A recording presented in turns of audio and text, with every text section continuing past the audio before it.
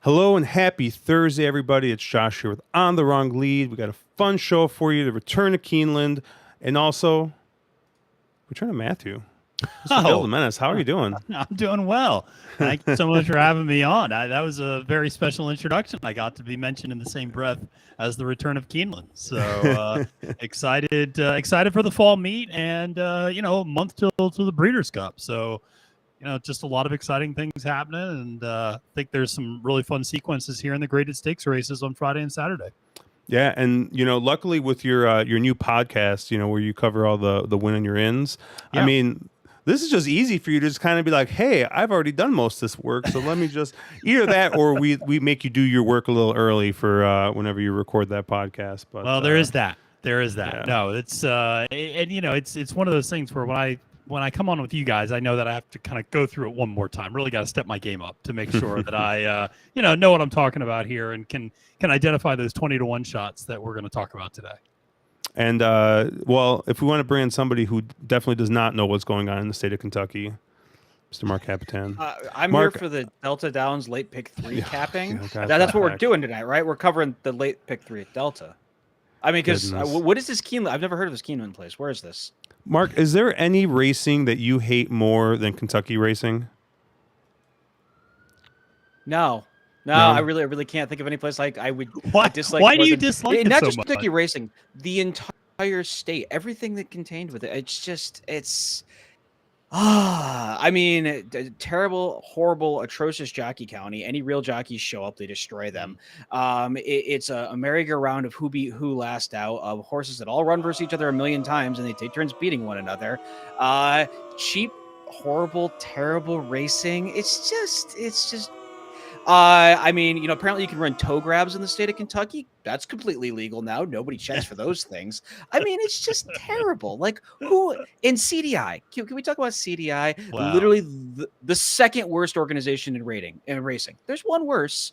Stronach is worse. CDI is. I mean, when you're actively trying to run the sport into the ground, and we support this stuff, like just. The entire state of Kentucky, man. Just, it's terrible. Well, luckily for you, it says Keeneland, baby. Let's go. I had to get my soundboard stuff out early. I like Jay's idea. Jay has the right idea here. Churchill Downs at Kentucky. Well, I will say that I think everyone, for the most part, knows that the fall meet is, I think, a little bit less prestigious, but we do get a lot of these win in your ins. We get a lot of these nice stakes races. I like Kentucky racing. It makes sense to me. I don't know why. I know Churchill Downs has hurt me so, but with closing Arlington. But I do like some Kentucky racing here. So, but yeah, I mean, we got a ton of races to talk. We could bullshit probably for another like 30 minutes, especially since Caleb's not here. We got the usual suspects in chat already. I see Charles B in here already. I see our boy Jay in here as well. Mike also in here. So we got a couple early birds. So everyone will probably join in once we get past Friday's card. But we got some good races on Friday. Some real interesting races here. We'll start with race 7 here, the Phoenix. We're going to be going 6 furlongs, nice grade 2 here. You got the return of just the absolute iron horse. Has run 15 times already in 2022, Sir Alfred James.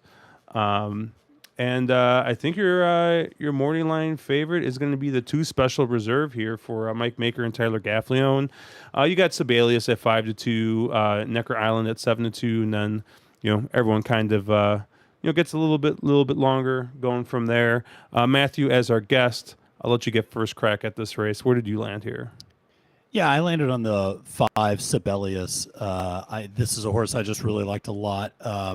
It's a horse that it seems like this horse was running a little bit longer, had a few races in a mile and a 16th, cutting back last 2 times out, 6 furlongs, has been constantly improving from a standpoint of speed figures, 100, 106.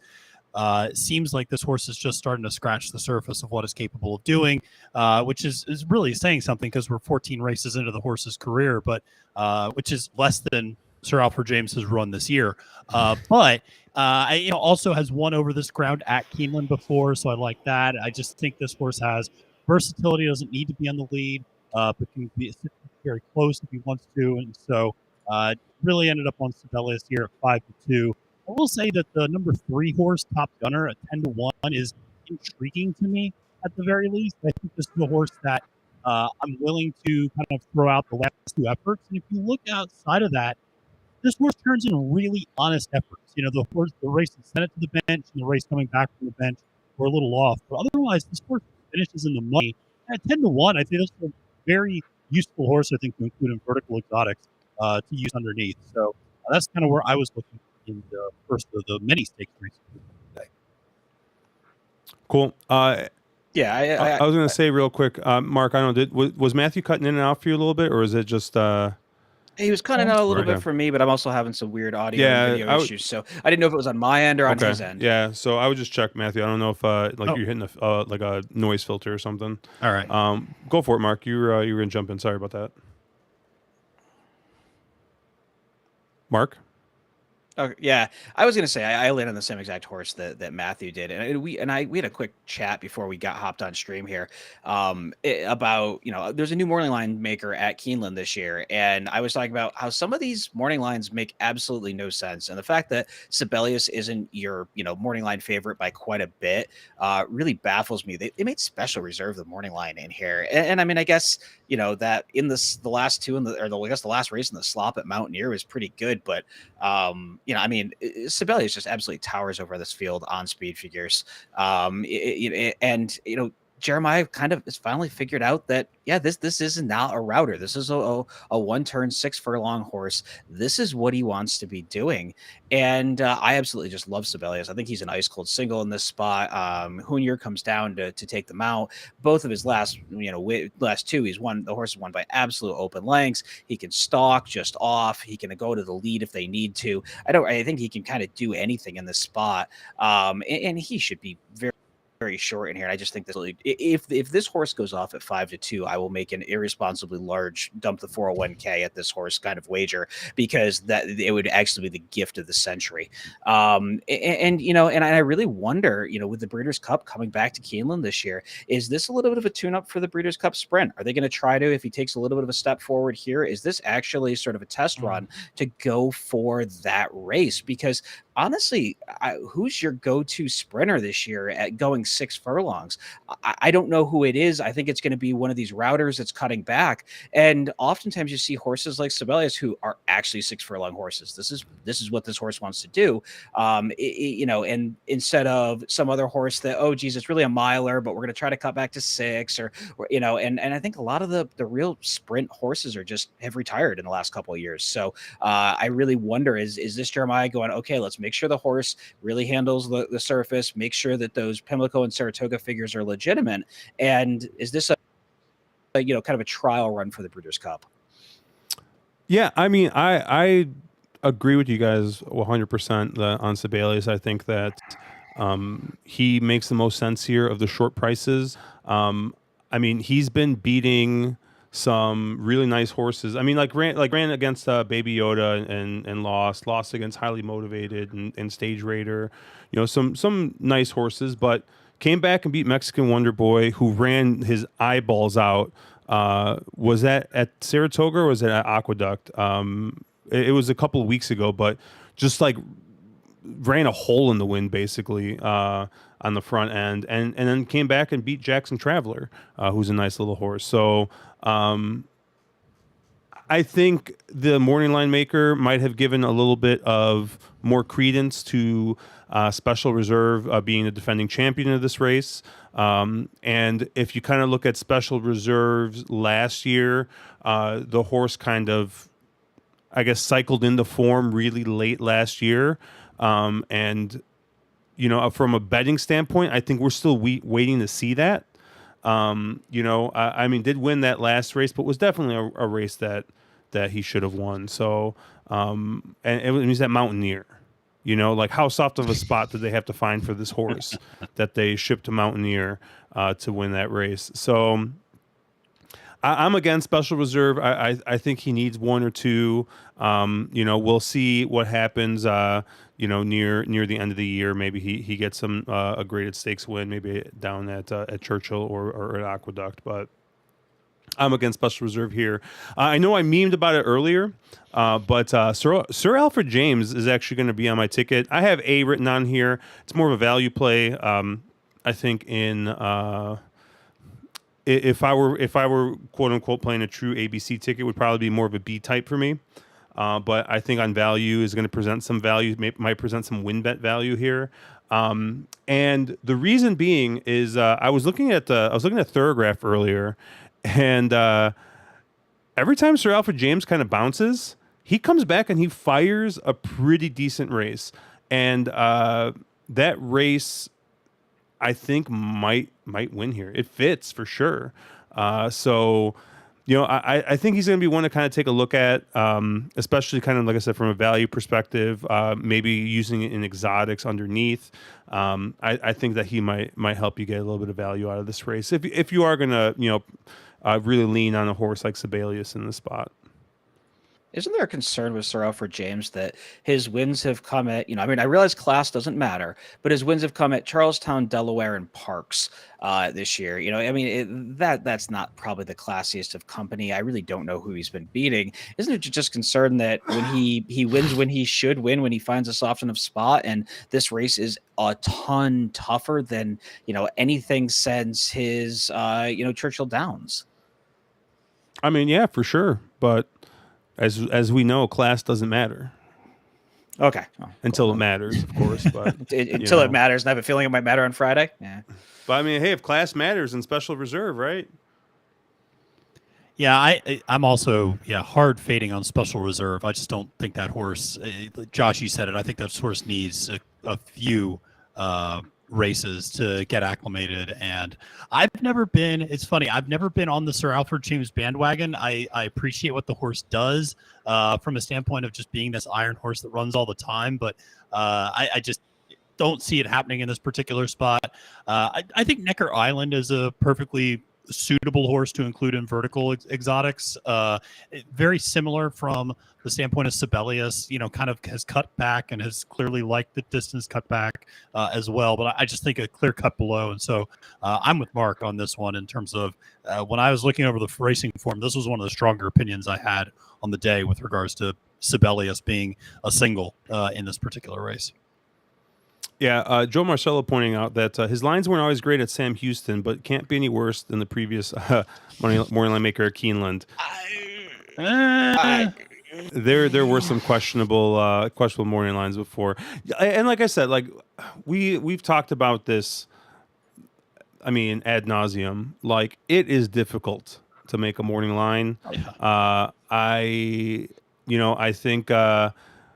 From a stable duel perspective, which I know is a place that you play often, Matthew. Bad morning lines are your friend, and I think in the modern game, I don't know how big of a place they have, and I mean, not everyone can be David Aragona, and even David Aragona misses, like everybody does. So I try not to give too much grief to the morning line maker, but I don't know. Josh, I could definitely see. Oh, go ahead, Matthew. Yeah, no, I was just going to say, like, to your point, I am actually thankful sometimes when I see bad morning lines, because I absolutely jump on that from a stable duel perspective, because everything in those horse racing contests are pegged to the morning line odds, and so I can take huge advantage of a horse that's going to go off as the favorite, who is not going to cost me, quote unquote, cost me that much in stable duel. And so my eyes light up when I see some of the morning lines that we see in this particular sequence and tomorrow as well. But and to your point, I don't know how much value they have in the modern game either. And it's interesting to see. I think, usually the betting public ends up shifting things out about right. But you're right. We can't all be David and, kind of nail the nail the morning line, 8 times out of 10 at the very least. So I'll be honest, David's probably like number one on my guest wish list, and I just like haven't like gotten the courage to ask him to do anything. And I know like especially with like Saratoga and stuff. So maybe in the winter I can have a couple drinks, and it's like asking out like a beautiful woman or something, right? Like David Aragona, like I don't know, the man loves opera. Wagner especially, I think it was. He oh, posted, really? I didn't know he was. Yeah, he's a big Wagner guy apparently. He's a huge Wagner guy. So my girlfriend actually works in opera and is actually working out at Opera San Jose right now for a short-term gig. So I have to. All right, I have an in with David apparently. Oh, what is she doing? What? It's a remake of the 17-year-old German girl did a remake of Cinderella. And it's set to an opera, and so it's they're doing a short-term run out at Opera San Jose, and so she flew out there. She's the assistant director, and she just went out there for about 8 weeks. Nice. Yeah. Funny. Mark, were you rooting the horse home? Did we lose it? Evangeline? I was. Oh my. Oh no. I am very alive. But if the second place horse was about 6 inches further ahead, it would have been a whole lot nicer. So Matthew, and I think we've told this story on stream before, but before we started doing these streams, Mark was very much a Saratoga only guy. Okay. Maybe he would play a little bit of Belmont and Aqueduct, but he was Naira only. Okay. Oh man, he got hooked onto some rebates, and next thing you know, man, he's firing at Los Alamitos. He's firing at the Los Alamitos quarters. He's playing the pick 8. He's playing the pick 6. I love it. Delta Downs. Heck, I mean, Mark chases Mountaineer more than any like sane man should. It's very disgusting, and I'm very proud of having a hand in turning Mark into a respectable degenerate, right? Not a complete degenerate. He's respectable. I mean, he wears a suit and tie to work sometimes. I was going to say he's a sophisticated guy, so it's still a sophisticated degenerate. I like that. Yeah, but funny story before we get to race 8 here. My college is actually music, saxophone performance. Oh. So, and I sang all through college and basically all through up until this past year. I was a paid section leader at a church. So yeah, wow, funny how us musicians get out into the real world and just I don't know. It's crazy.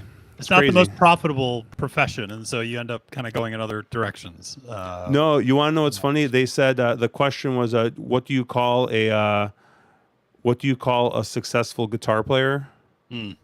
Doctor. So, I like it. But let's move on here. Race 8, the Jessamine. We're going to be going a mile and 16th on the turf for fillies 2-year-old, and this was I think kind of a tough one. I think your morning line favorite's going to be the 12 here at 9-2. No, the 3 at 4-1. Delight is going to be your favorite here. I kind of landed on this 12 Towhead or Towhead. I don't know how you pronounce it. Landed on the maiden. You're taking the maiden. Yeah. Oh, did she get? Oh, it was a non. Was that the race contest? Yes, it was. That was the no contest. Yeah. Where 3 horses went to the wire because Gaff's an idiot, and when the outriders told him to stop riding, he just ignored them. Yeah, that would be that race. Yes. Yeah. So I'm taking this horse off of a very probably known angle at this time, which is a Kentucky Downs horse shipping back from Kentucky Downs. This horse ran second by a nose in a 500K stakes race at Kentucky Downs. Kentucky Downs this year was stacked. People are every year more and more trainers are shipping in their very, very good horses in there. The money is just too big to ignore now, and on the front end, almost held on there. And what's nice is because of the undulations in the Kentucky Downs turf course, I always feel like horses stretching out to Kentucky Downs or cutting back to Kentucky Downs, I always feel like are at a bit of an advantage. So this horse ran a nice race, going a mile, Is going to stretch out off of that effort. I think the horse has got a lot of nice condition just from that one race. So I'm going to go ahead with Towelhead here for Mike Maker and Tyler Gaffleone as my top pick here. Mark, since you bashed my me going with the maiden, I clearly you did not land on the 12. Where did you land? Yeah, you landed on the maiden with a case of the hangs, which I mean, if you like horses that like to hang, Towhead is your horse because he's done it 3 times now. Actually, what maybe even 4 times if you can make that argument. I mean, if he runs with if they're going to, if everybody else is going to be declared a non-starter in the race, he could technically win, I guess. No, I mean, I completely agree with what Josh said about Kentucky Downs. If you've looked back the past couple of years, Kentucky Downs runners next out starts win it at just an obscenely high rate. But there's a whole lot of other Kentucky Downs starters in this race, and I'm interested in some of them at some massive prices. The 15, Play the Music, who is a 15-1 horse. Mark Cassie, who his barn has been absolutely cold, but boy, that horse looked really, really impressive at Kentucky Downs. Joel Rosario sticks, a horse that should handle the stretch out just fine. Pedigree screams that shouldn't be a problem at all. And if the 15 draws in, I would be extremely interested in the 15. The other horse that's on the also eligible list is the Chad Brown, which I think makes a lot of sense as well. Figures came back pretty well, and Chad is something like 20% strike rate at when he ships into the Keeneland Fall Meet in Graded Stakes Company. And Rushing Fall is actually a winner of this race, and that was the situation that happened with Rushing Fall. So I think the 13 tax implications for Klarovich makes quite a bit of sense. I also thought some other horses, and if some of the also eligibles don't draw in, the other horse I thought at a big price that I was super interested in was the 8 Dulcia, Dulcia, Dulcia. For Joe Sharp. This is another one of those horses that broke its maiden at first asking at Kentucky Downs, ships into Keeneland. Joe Sharp barn, he can get them, get real good ones. That was a pretty darn big maiden field. I'm assuming there's some talented horses in there.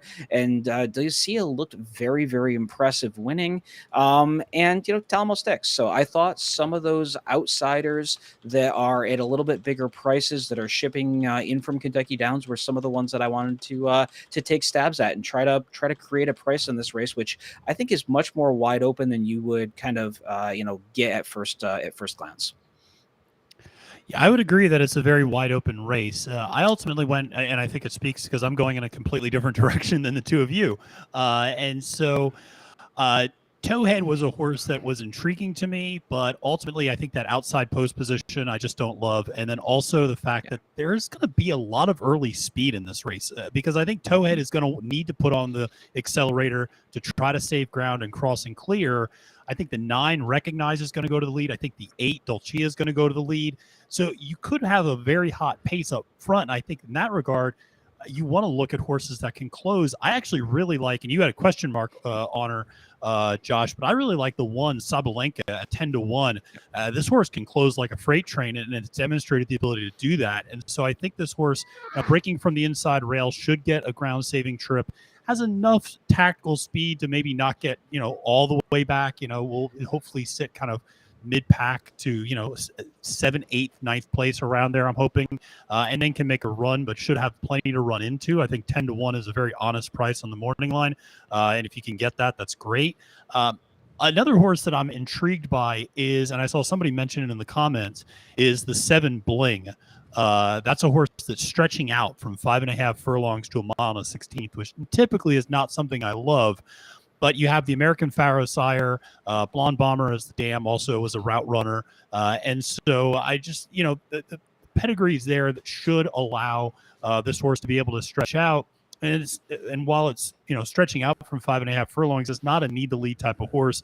I always love horses that you see an immediate perk up when they try a new surface. And you absolutely saw that when went to the turf last time out. So I think it's 6-1, another kind of bigger price there. So that's kind of where I was looking, was the 7 and the 1. Yeah, I didn't know what to do with Bling in here, Matt. And the reason is, I know you had mentioned the 9 being the speed horse.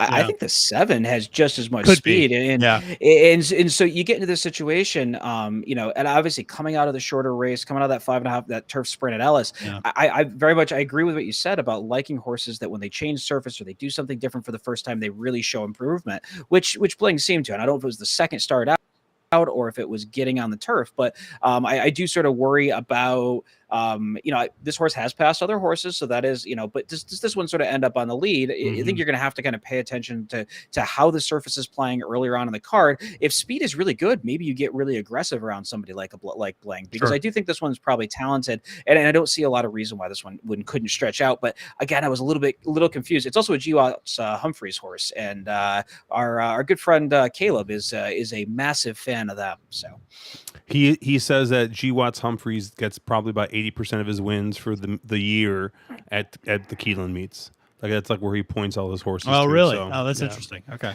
Yep.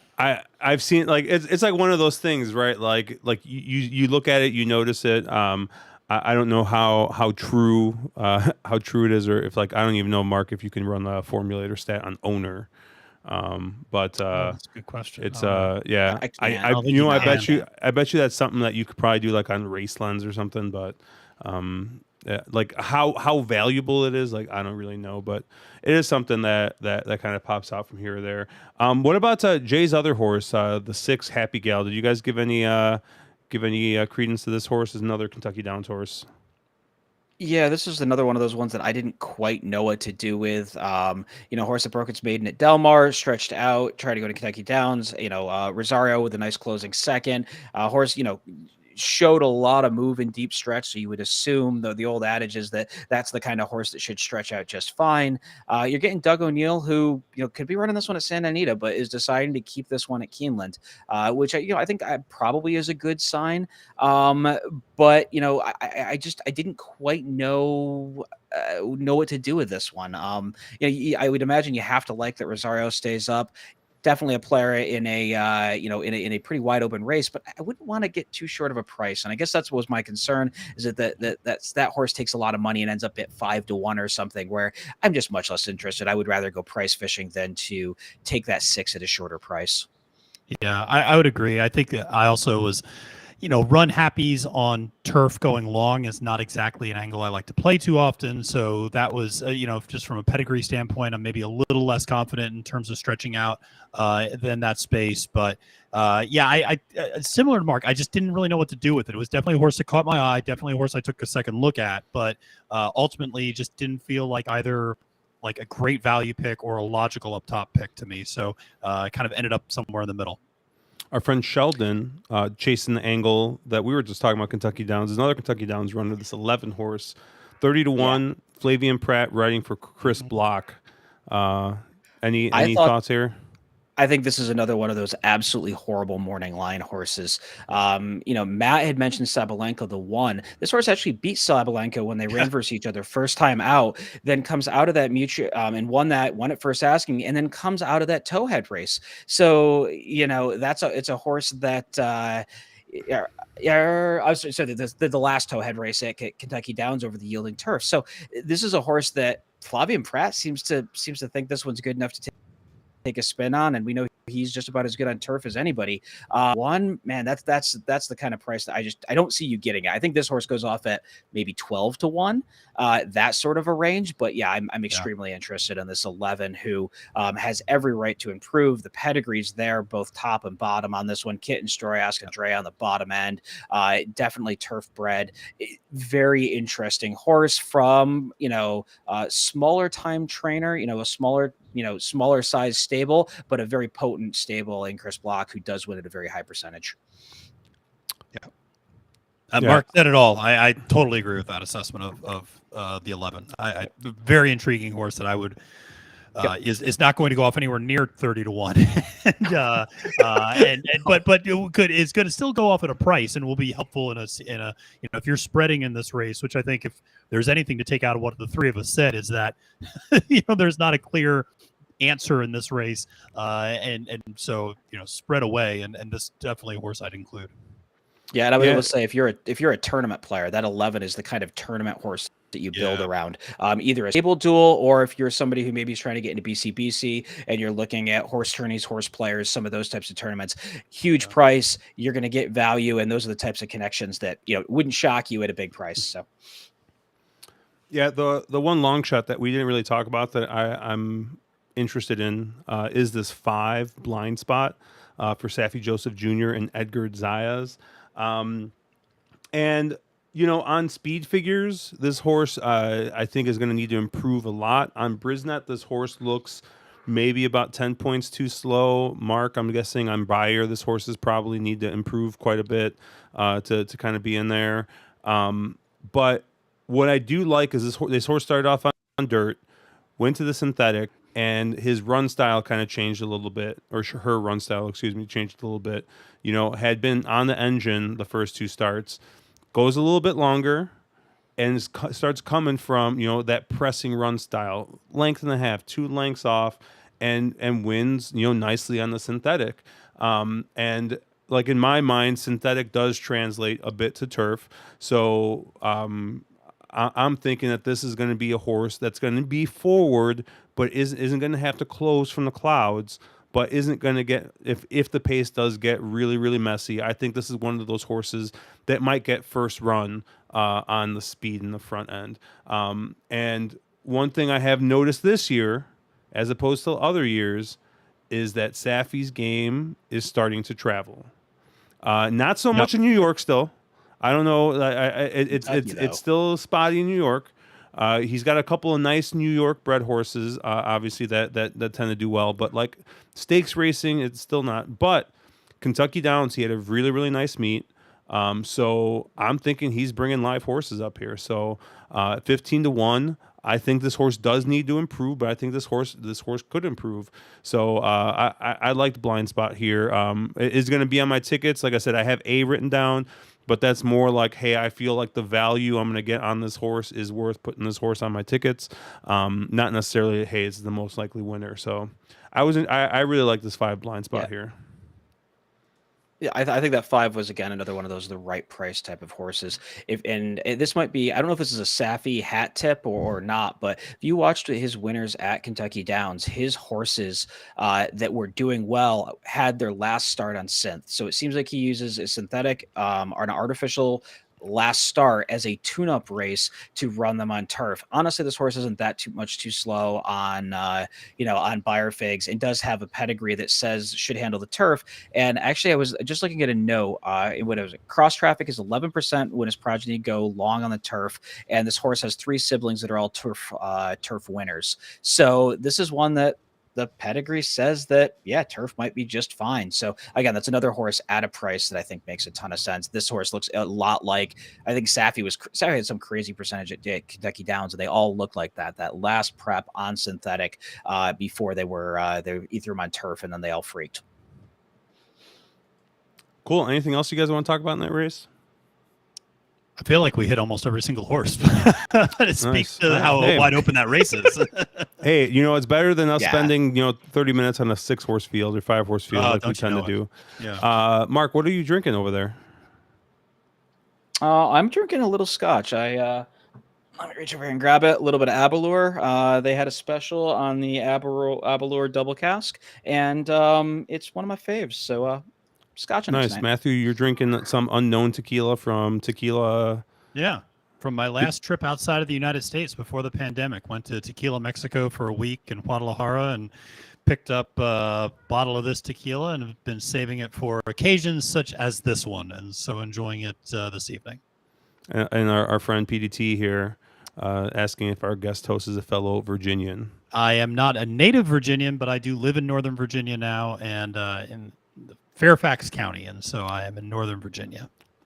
PDT lives in the town that will the city that will now live in infamy, Charlottesville, Virginia. My mom lives about 45 minutes from there to the east, and so I go down that way very often. Lovely area. And then I have a barrel bourbon store pick here from selected by our bourbon, the bourbon subreddit on Reddit. And it's a cask strength, 8 years.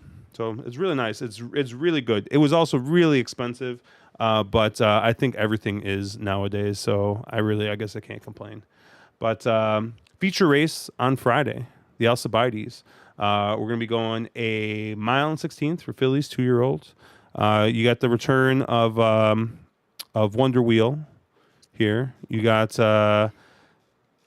Oof, fun and feisty here coming. I think as your morning line favorite at 7-2. You got a full field of 14 here, big field, and it's a shame Caleb's not here because we all know how much he loves 2-year-old stakes racing. But honestly, I took a look at this race, and I landed on this 2 chop chop for Brad Cox with Joel Rosario aboard, making that move from turf to dirt. Once again, I'm chasing that Kentucky Downs angle. This horse, ran a nice race coming from off the pace at Kentucky Downs. Really, really nice late pace figure. Has got those in Brisnet, has got those escalating pace figures, which is something I love to see. And when you kind of look at this races, which often happens with these 2-year-old stakes races, you got a lot of these horses that have one on the engine, one on the front end. You got a couple that have passed some horses, but this is a horse I know for sure is going to want to to close in with a little bit of pace. I don't know. I really like this horse improving, going from turf to dirt. That's a very big plus move for Brad Cox. He's actually 30% over the past couple of years going from turf to dirt, which is just a gaudy number even for him. So I love Chop Chop in the spot. 12-1 in the morning line. We'll see what price we get. I thought that I might single this horse, to be honest with you. So, Mark, you're just shaking your head, so you must like this horse as well. I do like the 2. 2 is not my top choice, but I think the 2 Chop Chop makes a ton of sense. I know I'm more shaking my head at the morning lines here. That 12-1 is an absolute pipe dream. Briz, that's the number 1 horse on Briz's prime power. That horse is going to be like 5-1 or 7-2 wouldn't even surprise me. That's just an abhorrently bad morning line. But no, actually for my top choice in here, I went to the 12, Take Charge Brianna, for the coach. So this is if you look at Flavien Prat, obviously he's riding as well as anybody right now in the United States. He was on, I think, 3 other horses in this race who are all like less than half the price on the morning line, 5-1, 6-1 type horses in this race. He chose to ride this one. Dwayne Lucas has won this race 6 times. He clearly points his horses towards this race. This horse, the last out figure was really, really good. And when Lucas goes to Pratt, good things tend to happen. I found it interesting. Gaff was up for the first 2 starts, goes to Pratt, gets the win. I guess I probably should have started where I did when I approached this race, but there is a ton of pace side up in this race. There are a ton of horses that are going to be pressing on the front end. I think this has to melt. It has to come apart. And I really wanted a closer. And I think of the closers I looked at, I do agree with Josh that the 2 Chop Chop can be a little bit off the pace. It can be more tactical. But if I thought the one of the 2 of them that I wanted was the 12 Take Charge Brianna on the outside, give Flavien a lot of choices, and can fire into that quick pace. Sheldon's pointing out that the calculator also really likes the 12. So shout out to tournament players.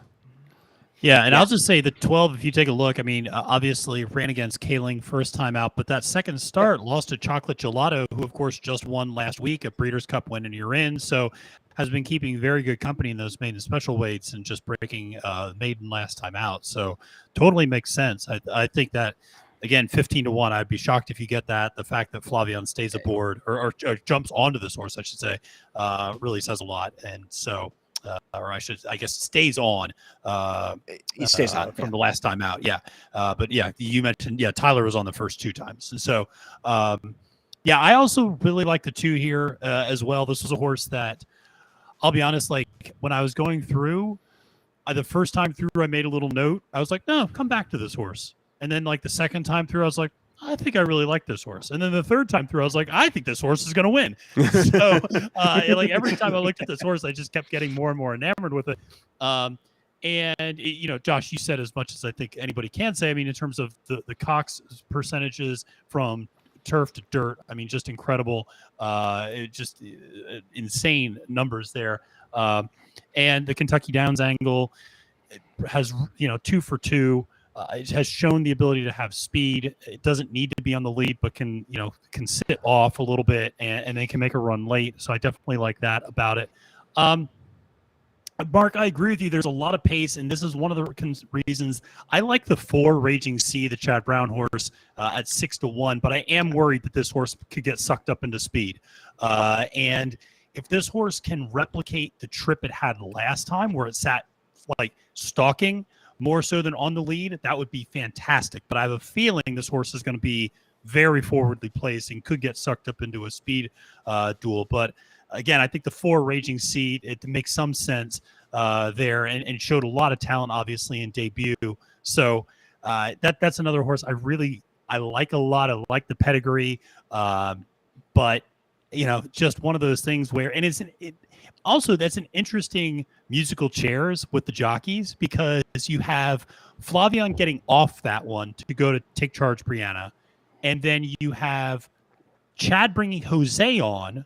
But Irad, who most people would assume is his top rider, is on the Grand Motion horse, and so who's a long shot. So it's just really interesting if you want to try to read into the jockey politics of this race to see who ended up on what. I did see. Go ahead, Mark. Sorry.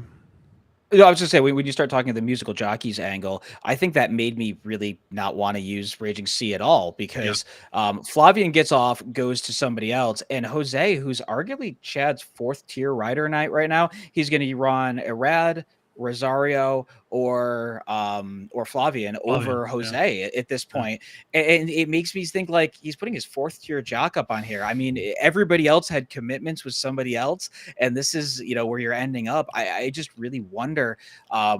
It was just very, very, very head scratching. Now, she looked impressive in her, and in that Saratoga performance, that was a fine race and everything else, on paper. But there's just some intrinsics sometimes in these big fields, and you're going, boy, that doesn't make a lot of sense. Why isn't some other jock that Chad tends to go to a lot more up on this horse? It just something felt wrong, and connections all the way around. It's Alpha Delta, it's Chad Brown.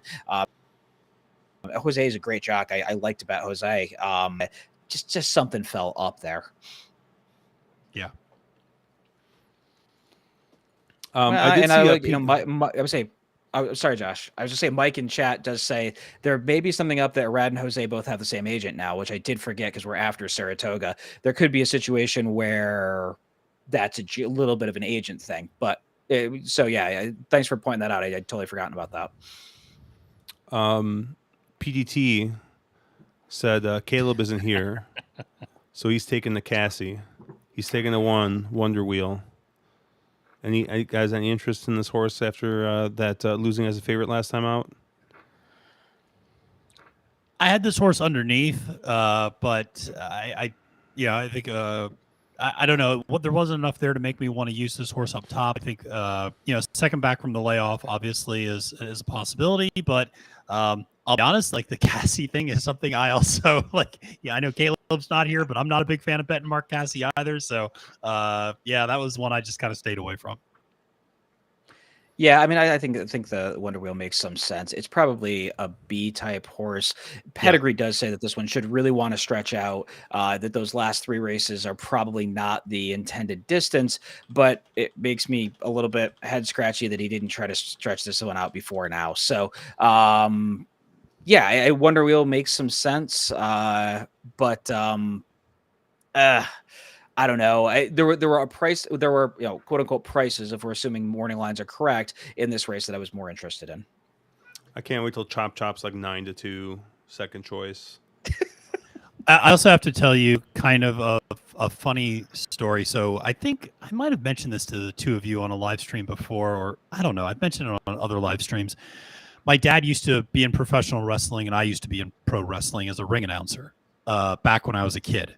And so there was a wrestler we had Pennsylvania Championship Wrestling, and there was a wrestler who was kind of like a Razor Ramon. Anybody who knows wrestling, like Razor Ramon knockoff in the 1990s. And his one of his lines was, "It's chop chop time, Chico." And so when I saw the horse Chop Chop, I was like, holy hell, it's Chop Chop time, Chico. And I remember I texted my dad. I was like, there's a horse named Chop Chop. And the first thing he texted back was like, it's Chop Chop time. And so very excited. So if this horse wins, I'm going to be very excited. And my dad is going to be very excited with his $2 show bet. So that's the way we roll in the DeSantis family. we'll have to get you on. I'm talking with our friend Andrew Champagne. We're gonna be starting Oh, something yeah. soon to do I think we're gonna do a podcast again, him and I. But he's a huge wrestling nerd. Yeah, I I know he was is. Yeah. super into it, probably from like the late '90s until like the early 2000s, like Mhm. right probably and like I mean like I used to watch everything, like all of it, and I remember when. The movie Spider-Man came out, the one with Tobey Maguire, and they had who was it? Oh, Randy Macho Savage Man. on Yeah, there. Savage Man. Yeah, Yeah, Savage Man. Yeah. Randy Savage on there, and he played Bonesaw, right? And he's like, That's right. Bonesaw is ready. And they held all the people with like the fake saws and stuff like that, Yeah, dude. I yeah. don't know why, dude. Like that scene, like we used to just like be like in the middle of like the mall, right? Just hanging out, just like saying Bonesaw, like doing the saw thing and everything. I have no idea. Like that was just always something that like I love it. it's like one of those things, like right, like you're just like sitting there, like minding your own business, and just like that random thought pops in your head. Like every Yeah, once in a while, just Bonesaw pops in my head. I don't know why, but I love man, it. I think there might have been a horse named Bonesaw. You might have to look that up, but I remember something in horse racing ended up reminding me of that horse. But yeah, that's I don't know. It's gonna be a fun day of racing on Friday, and it's always funny when like I said, like we were talking about music earlier, and now we're talking about wrestling. How these other other things ended up popping in. Once we just need some video game chat, and we'll hit the trifecta here. Oh, Jay just got a nice little 28-1 exacta at Delta. Mark, you don't look super excited about it. I love that 9. So I'm live to 7 horses for the pick 5. So Is it a jackpot pick 5? no, nope, Okay. nope, no I just want to jackpots. make sure. I want to make sure I didn't have to save you Do from you really yourself. think I would play it? Do you really think I would play a jackpot? I mean, if the Josh? rebate was right, Nah. Even if they're nah. That implied takeout's rough. No. I mean, if there's a Mando, maybe, but no. Sheldon saying horse might be good enough to win in spite of Cassie PDT. And as my good friend Tommy likes to say, no one does more with less. Mark is a really nice guy, though. That was actually that was your wrong good friend. That would actually be your good friend Sheldon that said that. Oh, was it Sheldon who said that? I knew it was a Canadian. It was Sheldon. I didn't know which I Canadian mean, it was. you had the right country. Yeah. It was somebody from the 51st state. So, But yeah, he's a really nice guy, though. Like you see him walking around Kentucky Downs, he will sit there and bullshit with you. But he is like total like used car salesman, which I think a lot of horse trainers are. Yeah. So I don't think that's really just a casting. But yeah. Sheldon Sheldon is correcting you. Sheldon is currently correcting you with his own line. No one does less with more. You said it backwards, and you contributed to the wrong person. Way to go, Josh. Way to go. God bless it. Whatever. I moved on to the Doc Swinsons. There we go. It's another our bourbon or no, this is a seal box pick. So they're one of the vendors that I get these bourbon picks from Reddit from. And so I was buying another bottle, and I was like, Caleb really likes this, so I went ahead and I picked up a pick of that too. But they're barrel proof, which means they're going straight to my head. But yeah, let's move on to Saturday here.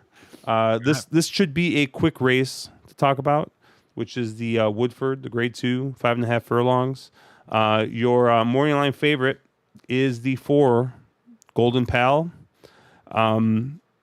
I believe the rule is you try to beat Golden Pal in the U.S. and you bet Golden Pal overseas because we hate money. So I think we should do the opposite, and I think you just single Golden Pal and move on and don't even look at the rest of the horses. Mark, where did you land here?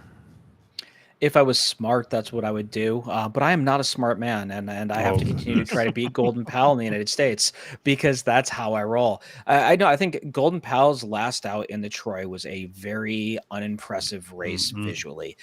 He was absolutely life and limb to hold on late. Just did not look good at all. I mean, maybe that's a shipping bounce or something, or I don't know, but I thought that Troy was a softer spot than this race is, and he just didn't look that great. So I'm going to try to beat him, and I'll probably spread a little in here and burn money in the process. But I thought Artemis City Limits, the 7, was actually very, very interesting in here. This is a horse that's 20 of 21 in the money lifetime, which is an absolute absurd statistic. Horse loves again, and he looks like he's really in good form. And I think the cutback here to 5.5 really helps him out. I think the 6 in the last out was just a touch too far. He seems to have an improving pattern. Seems to be getting better this time of year, which is odd for a 5-year-old, but it is what it is. And I think he's one of the horses in here that can. I don't know if necessarily keep with Golden Pal early, but maybe soften him up a little bit. So he's clearly going to get first run if Golden Pal does what he tried to do in the Troy, which was did everything he could try to do to lose and then somehow just win somehow. So no, I thought Artemis City Limits was fairly interesting in here, and he's the horse that I think has the best chance of beating Golden Pal. And it looks like our friend Jay here is also, or at least he's asking the question. Yeah. If the 7 can take the start shot at Golden Pal. I think he can. Well, I was just saying, it's just sorry to loop back. If you're playing that argument, you probably don't bet the 7. You probably bet one of the closers, which is probably what Matthew, who is much smarter than I am, is doing. But I just happen to hit City Limits as a horse, and so that's why I made him my top pick in here. Really, I should be smart in trying to pick somebody that if he does soften up Golden Pal, somebody who can close into it. Yeah, so Jay's comment just came across, and this is where I'm actually going in this race, because I do think the 7 just softens up the Golden Pal. I think Artemis City Limits has great early speed. I see the race playing out exactly the same way Mark does. I do think the cutback probably does help Artemis City Limits. That horse is going to continue to get finished in the money. I think that horse is too good not to, but I really like Catamosto, the 9. This is a really intriguing horse. Second start in North America, used to be in Joseph O'Brien's barn, and I just, quite frankly, I just trust European turf horses more than I trust anybody else. And so, I thought ran really well in the Mahoney last time out, finished second to Big Invasion, who was on an absolute roll for a while. That roll probably stopped at Kentucky Downs, of course. I think that was, of course, the race where I singled Big Invasion. But anyway, moving right along. I think there's a lot to like there. I mean, obviously, we're going right back to the Mark Cassie well, I know. But I just think Catamosto makes a lot of sense here, because Catamosto is going to sit right behind these two. He doesn't have the speed to contend with Artemis City Limits or Golden Pal, but he's going to be right behind that. And I think if the pace falls apart, this is going to be the horse that benefits from it. So I really like the 9. I probably will end up singling Golden Pal on a ticket or two, but I do think the 9 can add some potential value. Even if you think Golden Pal's a lock up top, I would absolutely use the 9. Okay, so before Josh singles the E8, Matt, what do you think of somebody maybe sitting a little further back, somebody like the 6 Oceanic, who, if I was to pick a closer, I think that would be the closer that I would want. He has clearly shown that 5.5 is his game. He's done very well going that distance. Gets Julian Leperoux, who, this is Kentucky, so Julian can win races, and Julian is more of a natural closer type of jockey, sit off the pace, gauge it, and make that one big move. Isn't somebody like Oceanic really that closer that you want? I looked at the 6 a lot. I did, and I'm glad you brought this horse up, because I did give this horse a second look and was considering talking about him. That last effort was so big, I'm just worried about a bounce more than anything else, because this last effort from a buyer standpoint just looked like anomalous. And I just wonder if this horse goes back to running in the low 90s, which is where from a buyer standpoint he was before that last race. So that was the only reason I went away from him. But I think everything else you said from the race setup standpoint makes sense. Yeah, my sort of take, and PDT, put your fingers in your ears, is I just don't believe figures coming out of Colonial. Oh, that's not a bad. So that was my sort of take on out of that last out, was that figure out of the DeHaas is just a little bit fluffed, and if he it maybe doesn't bounce because it was just kind of his normal race. And I will say, I know last year those Colonial downshippers did really well at Keeneland. Did really well. So they really travel well, and that's an angle to keep in mind. We talked about Kentucky Downs. Colonial shipped very well last year, I remember, to the Keeneland fall meet. Sorry that we kept cutting you off. Yeah. Oh, no problem. I see a lot of people in chat talking about. I mean, Charles basically agreeing with me, saying single golden pal and move on. And Jay asking how many graded stakes the trainer on the 6 has won. Jordan Blair. I'm not familiar with Jordan Blair. Are you, Mark? Jordan Blair, I am, but I don't know why. Yeah, I mean, I honestly, guys, I looked at this and I could not see any way to get any way to get around Golden Pal. I mean, Well, and this is going to be one of those where I remember last year when we were talking about Golden Pal, and this is the horse everybody loves to try to fade, but you'll know the thing about Golden Pal is you'll know within 100 yards whether or not it's going to be over or not, because when he breaks like a rocket ship, it's over. But that effort at Troy, I'm with you, Mark. That was head scratching, and he didn't get the lead, and it just Artemis City Limit seems like the perfect type of horse to kind of throw a monkey wrench into everything, and so that's the only reason I don't think it's as simple as just pressing that single and moving to the next one, and so. Maybe I'll join the choir of people who are wrong to doubt Golden Pal here in the United States. But I've singled him before and made money with it. But this time I'm just a little more skeptical. yeah, I mean, I really did try to make a case for a horse like Gear Jockey. I thought Gear Jockey has run some nice races, but I mean, I don't know. It's Golden Pal. I mean, he's gonna win until he doesn't, right? In the U.S., I don't know. And he seems to have love Keeneland. Has run some really nice races at Keeneland. And he missed the break last time and still won. So, and that's an anomaly because he normally gets shot out like a rocket. So, I mean, I don't know. Can't you make the argument that he's run some really nice races at every track he's ever run at in the United States? I'm throwing it out there. I mean, true. Yeah. Somebody actually spliced together, and I wish I knew who it was, but somebody on Twitter spliced together his breaks into like a 1.5-minute video, and it's like one of the most impressive things you can watch. It's just like this horse breaking and being like 5 lengths clear of the field, like in no time at all. And so it's. But yeah, to your point, Mark, like it's at every track in North America, basically, that he's just breaking 5 lengths clear of the field within the first half furlong. So, and the problem here is I'm going to burn way more money trying to beat Golden Pal every time he runs in North America than I'll ever make the one time that he doesn't fire and loses.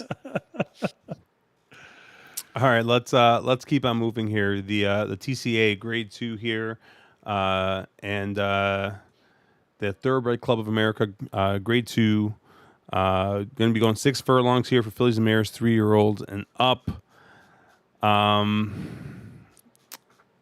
Your favorite, I think, is a 7 Slammed at 3-1. Then you get Palm Cottage at 4-1, Club Car at 9-2, Caribbean Caper 5-1, Happy Soul 6-1, Wisconsin at 8-1, and then you got double digits on the rest of the field here. Mark, where did you kind of land here? So yeah, I mean, there's a bunch of logicals in here, but there's no real short priced favorite. There's a bunch of sort of lukewarm for prices or lukewarm favorites in here, and I actually ended up on one of the bigger prices in the field, which seems to be a theme I have going on tonight. I don't know what's wrong. I'm feeling weird or something, but I'm ended up on all sorts of prices. I actually end up on the rail horse, the one Lil Tootsie. This is a horse who. The last couple of times they've tried to stretch her out, and they stretched her out to a mile. She did pretty well. And then they went to a mile and a 16th with her, and she just didn't really handle it. If you look at some of her figures coming out of both those 6 furlong and those mile races, they're really good. And she has, in a race that is, somewhat devoid I mean, there's no absolute speedball in this race. I think she kind of, Morales can kind of do what he wants with her. He can get her, placed inside, get her really nice and forwardly placed. She's a horse that, likes to win. She's 7 of 18 lifetime. She doesn't need the lead. She can be in kind of that forward stalking position. I think this is the trip that she really wants. She seems to be the type of 4-year-old that when they keep her healthy and can keep her kind of away from some of those layoffs, which she's had, beginning part of this year, she's a really dangerous horse. And I think Little Tootsie in here, for kind of no name. I mean, I realize Tom Amos is a big name, but with Morales up, he seems to kind of get her, and I think she's super interesting and super dangerous in here at kind of a big price. So that was actually my top choice. Are you sure you're not biased because she won the groupie doll? Okay, I am 100% biased because she won the groupie doll. Okay. I saw she won the groupie doll and was like, I'm just gonna bet her. Matthew, where'd you kind of land here? So I landed on another big price in this one. But I went to the outside. I landed on the 8 Joyful Cadence, 10 to 1 on the morning line. This was a horse that I just think is, has been running better. I think it's just maybe a little bit similar to Club Car, who's another horse I'm sure we'll at least discuss in passing when we discuss this race, but just seems like a horse that's always there. And it's just super consistent and is just always honest and always in the money, but is improving and has good speed. I think it will get in a good position. The outside post I really like. So I think this horse will be well positioned throughout the race, and has been running well in a bunch of listed stakes races. Just finished just right off behind Wisconsin in that grade 3 a few back at Churchill Downs. Is 11 for 11 at 6 furlongs in terms of finishing in the money. So has never got finished out of the money at this distance. I just think at 10 to 1 in the morning line, really very useful horse from a stable duel standpoint. This is absolutely a horse I'll be using because I think she'll get, positive points here. But Joyful Cadence was my top pick in this one. Really like this horse a lot. And then Club Car is a horse I like a lot because very similar, finishes underneath a lot, but if you're using vertical wagering, I absolutely like Club Car in that spot because that horse is just automatic in the money, it feels like, in this sort of a spot. So those were the two that I kind of went to in this race, but I agree it's a very wide open field, and I feel like you could go in a lot of different directions here and not be wrong. So I'm interested, Josh. I saw the 8 got the 3 cherries treatment, so I'm interested to hear what your thoughts are. Yeah, no, I thought the 8 was possibly your speed of the speed in this race. Is an E8, which always gets a 3 cherry look there. Looking at the pace figures from a kind of a bigger perspective, the person that does think that Slam might be a little faster early. So I'm really kind of curious how this pace is going to set up. I'll probably have to do kind of a deeper dive into looking across a couple different products, see what different products think of the kind of the pace setup. What's Timeform got? Who's Timeform got in the lead in this, Mark? Timeform has it sort of 2, 7, 8 all sort of on the lead. 8 looks to be a little bit faster, but again, it's outside drawn speed. So does Relio try to go to the lead, or does he sort of get a little bogged 3 wide? So it's going to depend on what they want to do, I think, with the 8. But if you're playing the game that she's a need the lead type, I would imagine Relio tries to make the lead. Yeah, and it's funny. I saw Ed DeRosa earlier today tweeted basically, if you bet the horse with the highest Kieran speed point number in Briz, which in this case is this 8, which is the highest number you can get, you get a flat win bet profit, or like the past 2 years. I mean, stuff like that. Like I don't really think there's much you can do with, but I think it just tells you that speed is usually better than it's not at Keeneland. I kind of agree. I see kind of a bunch of people saying, the race is wide open. I see Jay here saying the race is wide open. Opening 2 furlongs should determine the race. So I did like the 8, and I did like the 5 Sconson a little bit here as kind of a off the pace. Things get stupid on the front end. This is going to be kind of a question mark here because it's going to be kind of a watch and see. if speed is just overwhelmingly dominant, you can't play Sconsin. Yeah. If the track is playing fair, I think that Sconsin is worth a look. I don't think Sconsin has necessarily gotten a very fast pace in like the past 2 years to kind of close into.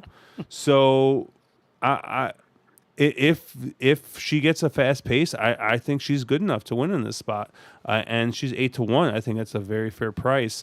I landed on the 9 Happy Soul as kind of my my top pick in this race. I think it's more from coming from a value perspective.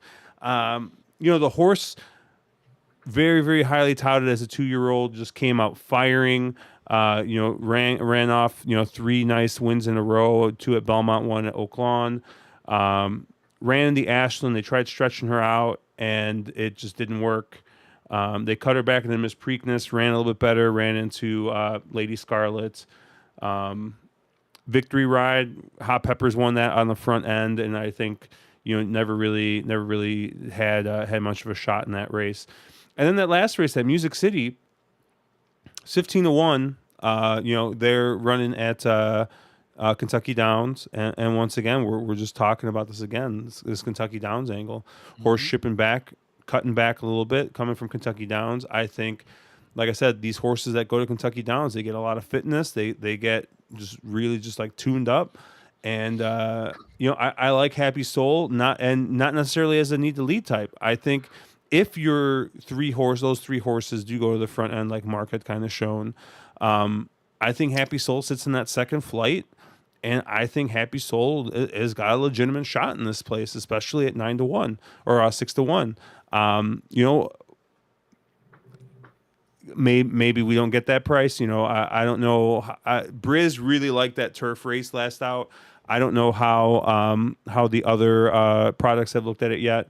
But that last race fits in here very, very, very nicely. And I expect improvement off of that race. So I kind of landed on the 9 as my top pick. I'm going to be using a little bit of the 8. And if the track is playing fair, I'm going to use the 5 as well. I'm not really interested in the 7, but I mean, have we really talked about the 7 here? I was just gonna bring. Yeah, I was just gonna bring us up. 8 of 11 lifetime horse. Horse is 2 for 2 going at the distance. Flow up for Fincher. She's done nothing really wrong in her career. I mean, Nope. Slammed has been a very, very, very talented horse. I honestly didn't talk about her because I assumed one of the two of you would be all over her, and it's one of those things. You're trying to be cute and go to find the other angles. Josh throws me up first. I do like Slammed in the spot. I think she makes just a ton of sense. I went to the price of the 2 horses that I like. She was the other one that I think makes just all the sense in the world. Yeah, so generally speaking, I don't love West Coast turf horses shipping east. I tend to just the ground just is different. I tend not to like that angle very much. But one of the things I like about Slammed is she has been doubted every time she kind of steps up to some extent. I mean, when she came from Zia Park to Del Mar, she didn't take any money and she ended up winning. And then she goes and runs a really big race against Edgeway, who's a really good horse. And so, Slammed absolutely makes a lot of sense here and could just wire this field and just, and be the class of the race. So makes a lot of sense. And I just, I kind of was trying to go after a price with the 8 Joyful Cadence, but the 7 makes a ton of sense and no knocks on her at all. That's for sure. Yeah, that's why I think she's the type I personally would not want to leave her off a horizontal. No. If you want to try to beat her on a win or you want to try to get cute and exacta or something, yeah, sure, go ahead, have fun. But she's the kind of horse that she's going to beat you really dumb when you miss a pick 5 because you left her off it. She's the perfect Caleb. She's the perfect Caleb horse. I was told that West Coast figures are fake. Oh, that's interesting. That West Coast figures are fake. I mean, true. It's funny. Matt said it, and I don't know. Well, I heard it, but I thought I heard it wrong. Dirt figures I always think ship fairly okay from the West Coast. Now, turf figures, Yes, I think the yes, turf surface is extremely different, and I think yeah, oftentimes turf horses don't translate from specifically from California when they're shipping east.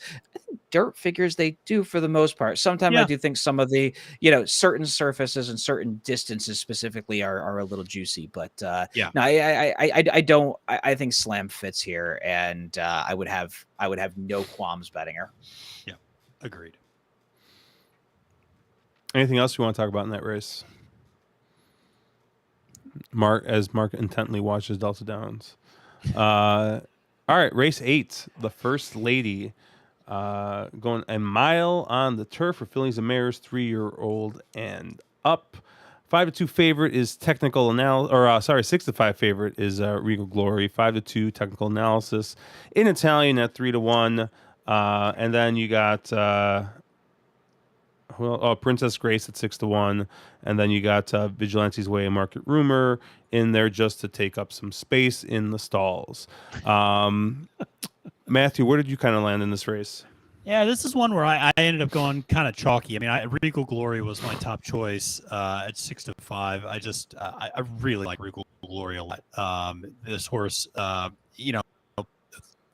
7 for 13 at the mile distance, 11 for 13 in the top 2, 3 for 4 winning this year. Admittedly got outkicked by Cossack Creed last time out at the 4-star Dave, but I just feel like this is a spot where she's going to win. I just feel like that there's so much consistency in those speed figures as well from a buyer standpoint. What is it? 5 of the last 6 have been 101 or plus. I will say that from a value standpoint, I really like Princess Grace at 6-1 as a horse that has, if I'm not mistaken, has never finished out of the money at this distance. And so I do think there's some value there because I try to beat Chad horses, and I know I see Charles B's comments, and I don't think In Italian is going to get the perfect race setup that she got last time. I think there's going to be more pressure on the front end, but I think the concern is always like it's kind of the same concern we had for years with Bob Baffert on dirt races out in the West Coast. Like, who does Chad want to have win? And maybe that's a question we should be asking rather than which horse do we think is going to win, is which horse makes the most sense for Chad and Klarovich to have win. So, that's always the concern that I have when I see small fields and a trainer that has 3 of the top favorites. But ultimately, I ended up on Regal Glory and then looking at Princess Grace underneath. Yeah, it looks like Jay says Chad Brown and Peter Brandt. Brandt has the rabbit entered for his other horse, the 5. But I do think that In Italian kind of showed that as the quote unquote rabbit can still win. Yeah. Very much the is something that Aidan O'Brien's been doing for years. He puts a horse on the front end, not just to go and, run off, but puts a horse on the front end he thinks can win, that knows that, hey, there is going to be some type of pace in this race, and to kind of help set up other horses. I kind of landed on the 2 Peter Brandt horses here. I landed on Regal Glory, and I landed on In Italian.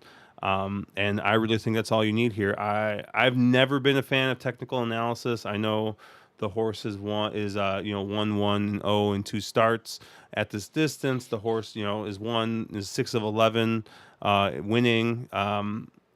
I just don't know. Like I've never been super impressed by the way the horse has won. Had a couple nice races last year at Saratoga, but I don't know. It seems to just lost at Diana with In Italian going wire to wire, and won at Boston Spa against basically nobody. So I don't know. I just haven't been a fan of this horse. But I guess that Boston Spa that race kind of fits in with everybody else. One thing you will know about Regal Glory is Regal Glory was on a nice little win streak until she went up against the boys and finished second. So I think is getting a bit of class relief kind of coming back here, going against Philly and mares again. So I don't see any way Regal Glory really loses this race. except for in Italian being loose on the front end and just wiring. Mark, where did you kind of land? Yeah, so the one and only our normal member of the team who is not here, he absolutely is a massive in Italian fan, and he talked her up and down before the Diana, and I absolutely laughed at him and thought he was an idiot because she made absolutely no sense to me, and I was damn wrong. In Italian broke the freaking track record in the Diana last out. She Mhm. went to the front end with Joelle up, and she just didn't stop.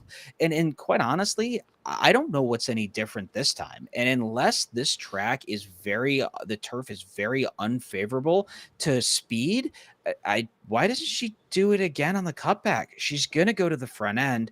Rosario can go. I mean, arguably with what he did in Diana, he can go just about as fast as he wants to go on the front end, and no one's gonna be able to track him down.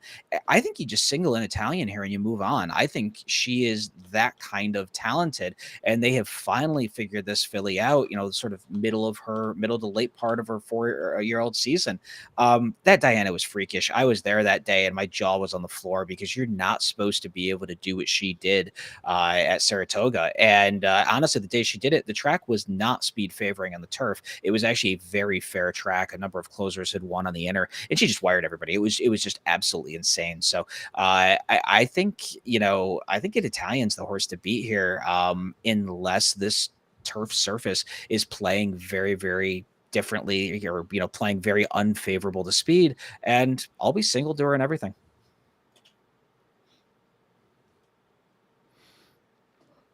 It's going to be fun to watch. I mean, that's for sure. I mean, that's one of the things I love. And we actually just saw it this past weekend too. I love a turf race where a jockey is aggressive, goes to the front, and just uses the natural speed the horse has Yeah.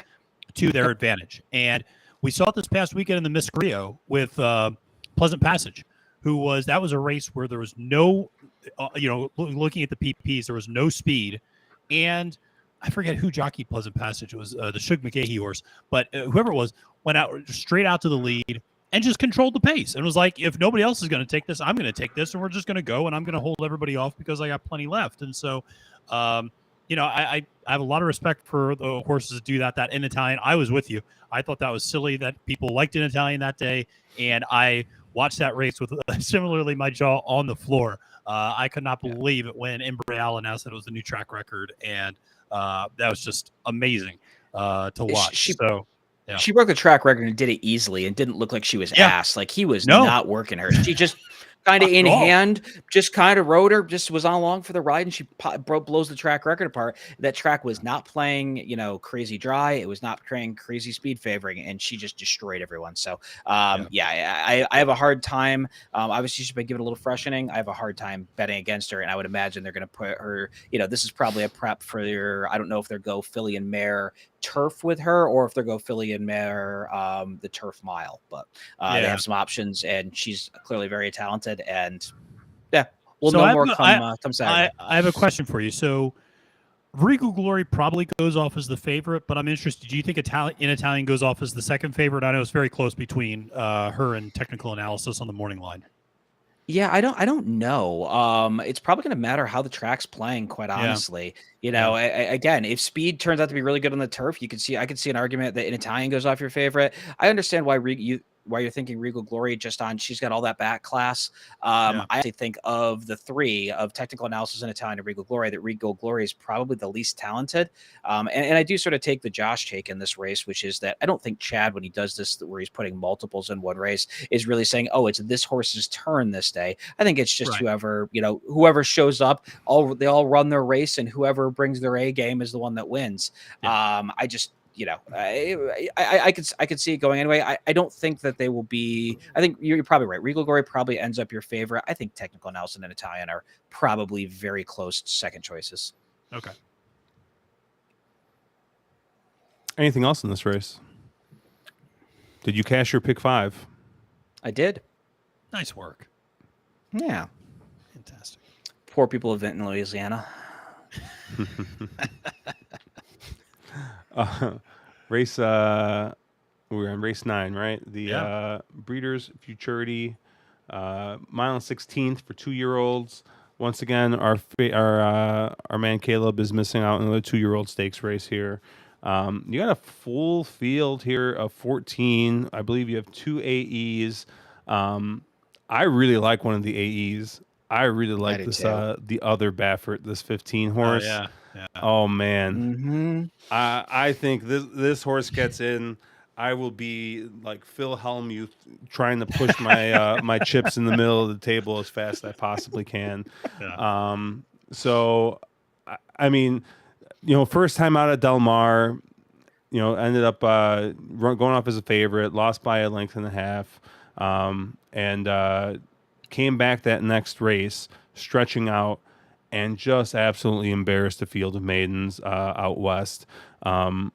If you look at the way the horse has been working since then, the horse has been working 48s, 48s minute, and fired a 59 and 2 bullet. And this is just like this is just, I don't know. I think that this is probably most likely winner if this horse draws in. Obviously, because that is kind of a up in the air. You don't know if the horse is going to draw in or not. I kind of landed on this 5 Instant Coffee as my top pick of the horses that are drawn in. I tried to really make a case for the 6 Bourbon Bash. I don't know what happened in the Hopeful. I don't know if it was the sloppy going. I don't know if the horse just missed the break, but just the horse did not look anything like he looked beforehand. But I definitely see Bourbon Bash, if he breaks, being a huge part of the pace scenario. And if you kind of look here, you do have a bit of speed in this race. So it just made me look, hey, what horses have passed other horses, right? Now, the 15, right, you did see he won on the front end last time, but going 5 furlongs past other horses, which is, I think, incredibly much more difficult to do than when you go, a mile.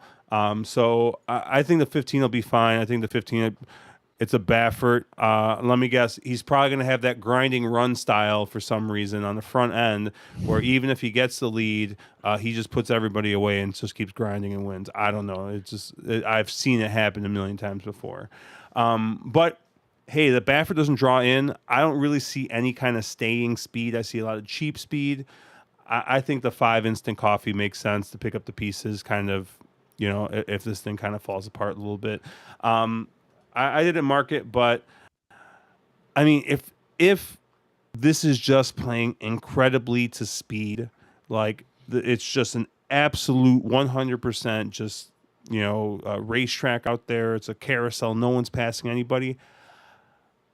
At 20-1, I might go back to the Bourbon Bash because I think that race 2 back fits in here, and I don't know what happened last race. And it's tough with 2-year-olds because sometimes 2-year-olds have one bad race and they just never recover from that bad race. But if we can throw out that last race, maybe it's just the ground, maybe it's something else, and this horse runs back to that race 2 back, I don't know. Maybe this horse gets out on the front end and just wires. I think this horse has got some legitimate speed and is just as fast as anybody else in here early. So that's kind of where I landed here. Matthew, where did you kind of land? Yeah, so I a lot of similar thoughts to you. I think all of us really like that 15 a lot of if he draws in, and that's one of the things I love. It's interesting. Lost the first time at 5.5 furlongs, and then obviously stretching out. This horse is bred to stretch out, and so is going to only run better the more distance. That's one of the things. Maybe I'm the anti-version of Caleb because I love 2-year-old stakes races.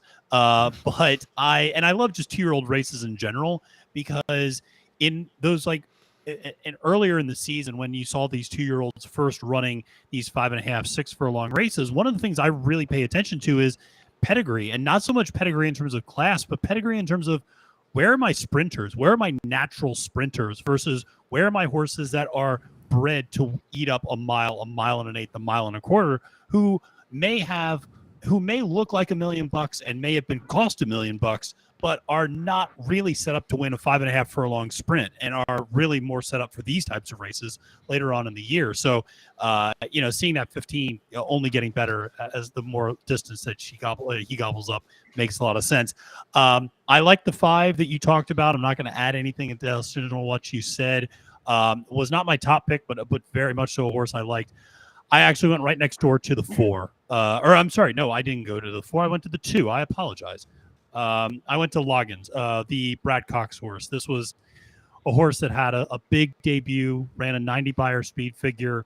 I've joked on this show before about Brad Cox and Florent Giroux on big days. I just tend to kind of go with them sometimes. Sometimes it's a hunch feel.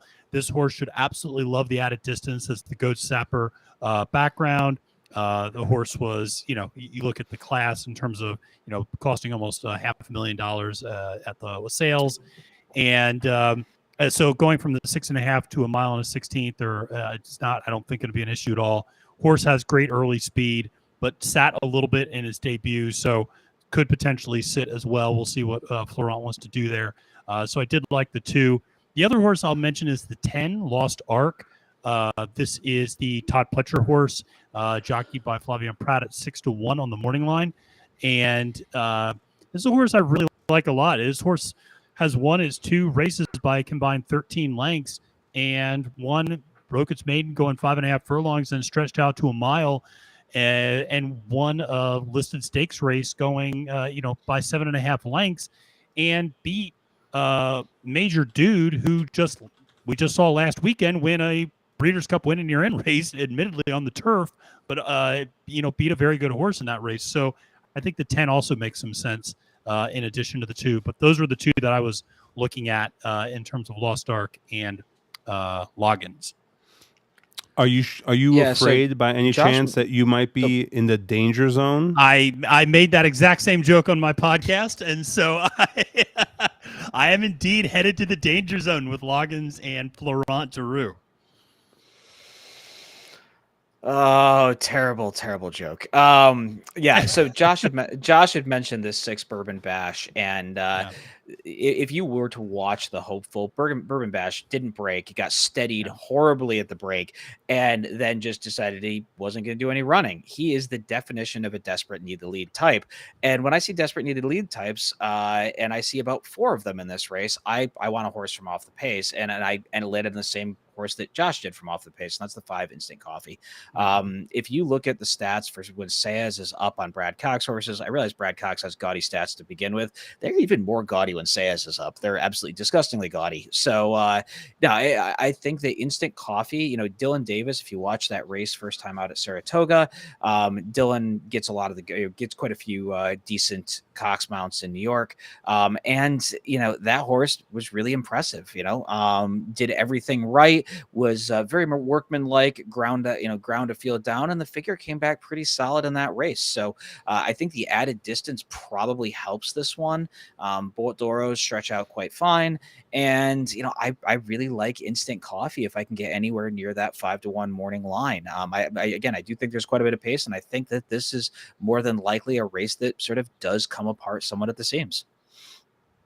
Unless Keeneland does one of those weird things that it occasionally plays crazy speed friendly. And if that's the case, maybe you get aggressive around somebody like Bourbon Bash, if we're assuming that that Bejarano has been told make the lead at all costs and, go suicidal, which sometimes does work there. Jay here, he says 8 Newgate will be very close to the lead at 20-1. This is, I guess, technically the other Baffert, even though this is the Baffert that drew in. Gets Johnny V aboard, and Johnny V rode this horse both for Maiden Breaker and in the Del Mar Futurity, and Johnny V stays up. And Johnny V tends to be Bob Baffert's number 1 call now. Do you think this is the real Baffert in this spot? I think depending on how Newgate runs, you're going to have a sense of how freaking good Cave Rock is later in the day, because Cave Rock made mincemeat of the field and Newgate last time out. And so I don't know. I gave a second look at Newgate, ultimately didn't land on this horse, but that's the threat.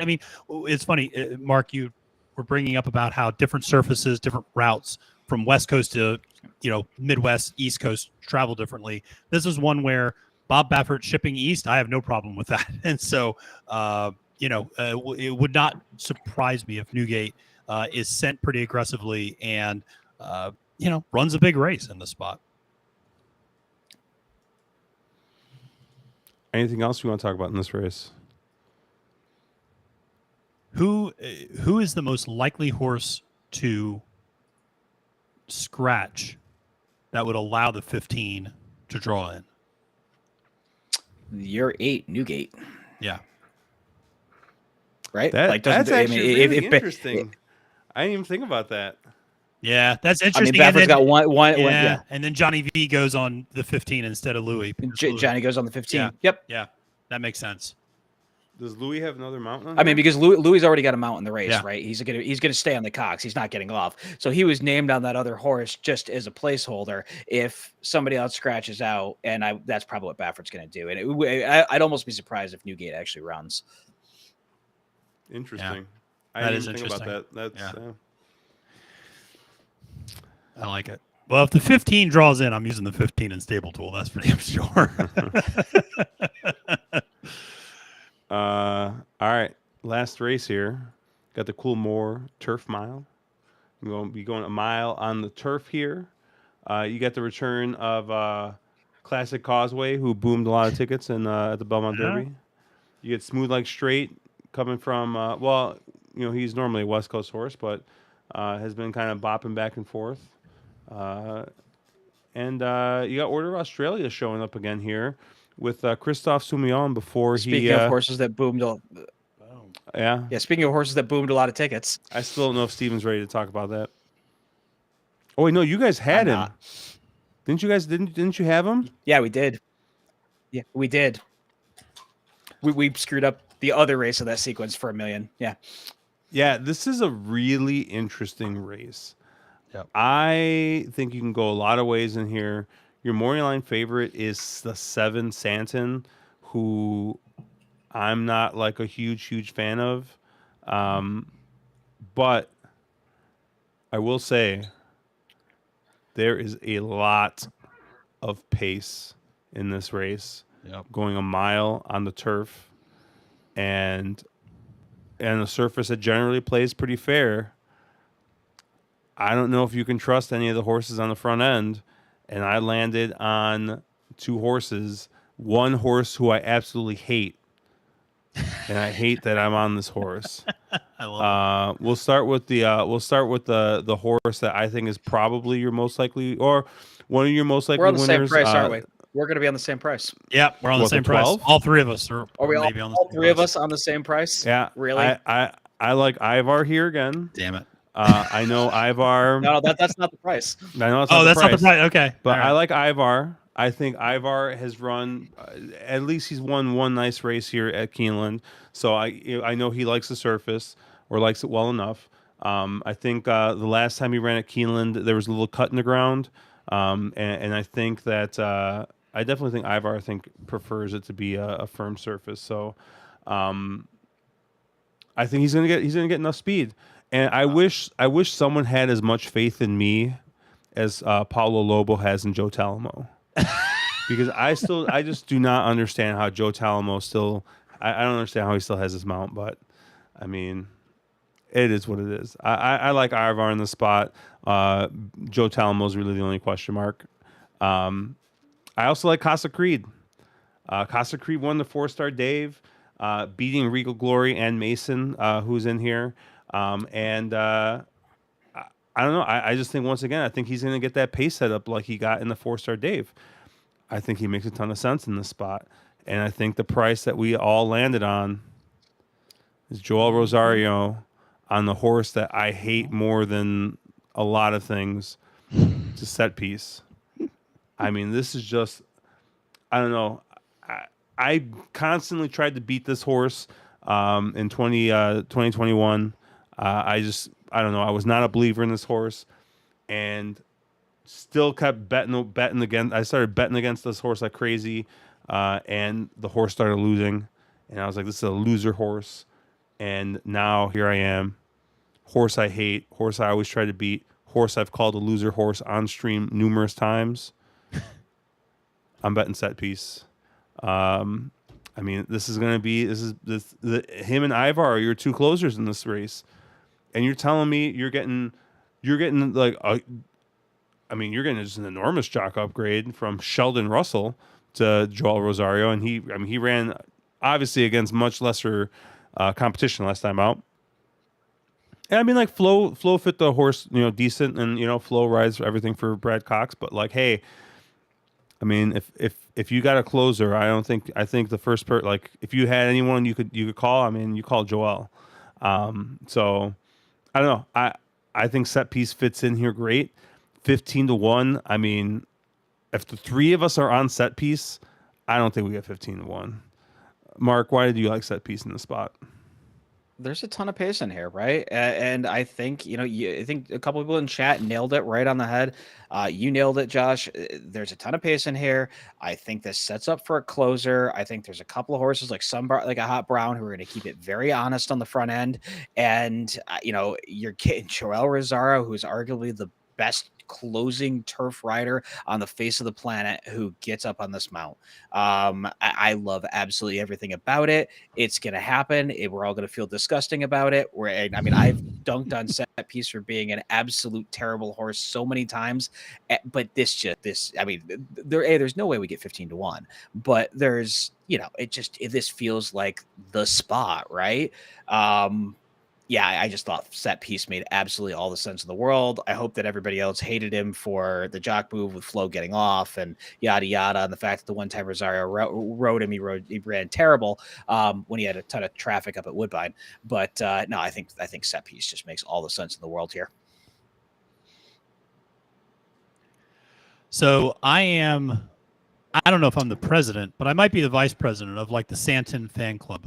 I love Santon. It's one of my favorite horses. I hit that exacta on Beyond Brilliant and Santon at the Hollywood Derby last year, and that was like just fantastic. And so I've like loved that horse ever since then. That said, I totally agree with everything you guys said about the way this pace sets up. And the other thing I'll say about Santon, his two grade ones are on that Churchill Downs turf, which are we really even calling it turf? And I think there's a question turf there about the turf. David Aragona refers to it as churf, and churf. David Aragona can do no wrong, so it is churf. It is the turf. And so that is one of my questions legitimately about Santon is like, how does he do against this caliber field on a turf course that plays honest the way that this one will, I think. And so that's one of the reasons I'm fading one of my favorite horses. But I ultimately ended up on Ivar and set piece. So Josh, I think you and I were thinking kind of the same thing. Ivar was kind of a natural closer, and I thought ran really well at Woodbine coming off a layoff. Ran second to Modern Games, who I think is a really special horse for Charlie Appleby, and so I think Ivar makes a ton of sense in this race. But yeah, set piece. I mean, just set piece would love this type of race, this type of pace to run at, and you're getting more of a value there. On set piece, so makes all the sense in the world to use this horse. Now, I don't think you're going to sniff 15-1, but we'll see. I see Jay mentioning Annapolis. I'm not a big Annapolis believer. I think this race actually kind of may show Annapolis for what type of horse he really is, which is kind of a mediocre horse within this division. And there's no disrespect to being a mediocre horse in a really stacked grade one field. I don't think he's going to finish last or anything like that, embarrass himself, but I just don't think Annapolis is quite as good. I mean, he ran against three other horses last time out. I mean, it was like a 1-9 favorite. So, the caliber of competition he's been running against has been a little questionable, but Casa is a great story and again, would set up nicely. I do think I'm interested in what you guys think about the horse Mason at 12-1 on the morning line, because 12-1 feels like a big price for a horse that has never been out of the money at this distance. Now, could get sucked up into this pace and could fade late, but this feels like a really good horse, and I always love Flavian, and so I don't know. 12-1 feels like a horse that you can use underneath, and it seems like good value. Yeah, Mike in chat likes his horse at 6-1 or over. Mark, what did you kind of think of Mason here? I would agree. 6-1 or over on Mason. I think that's just a terrible morning line. Mason makes a ton of sense. Time form absolutely loves those last couple of races. Seems like he's a miler. And Flavian looked like he had choices, and he sticks here. Yeah. And arguably, Mason didn't have the best trip in the 4-star, Dave, of all the horses. I think Mason makes an absolute ton of sense in here. I think, again, some of these morning lines are absolutely terrible. I've said it about 10 times. Mark, I'm gonna screenshot my Stable Duel lineup and send it to you on Saturday, because I'm gonna end up spending like $4,000 on 10 horses. Exactly. Like everybody's like $4,000. Exactly. Yeah. No, you could absolutely put together like a great stable for like probably under $10,000 in Stable Duel. It's crazy. Yeah, and I will say, I flashed up the note on Annapolis, and the reason that I did was Annapolis is a horse who's run 6 times, and the time form fig has increased every single time. A point or two more than that last out figure makes Annapolis an absolute massive player here, and I really like to see these 3-year-olds who are improving 3-year-olds getting better their whole 3-year-old season towards the end of that 3-year-old season when they start going versus older. Now he probably needs to take another step forward, but he's done it 6 times in a row. Why not a 7th? I think Todd has just played this horse and he's brought him along very, very nicely. That Saranac, I realize short field, but it was a very nice race, and you can't argue with a horse that's never missed the exacta in 6 lifetime starts. Seems to really like getting his photo taken, and he has every right to take another step forward here. And time form says he's a player. So no, I thought Annapolis made quite a bit of sense in this field as well.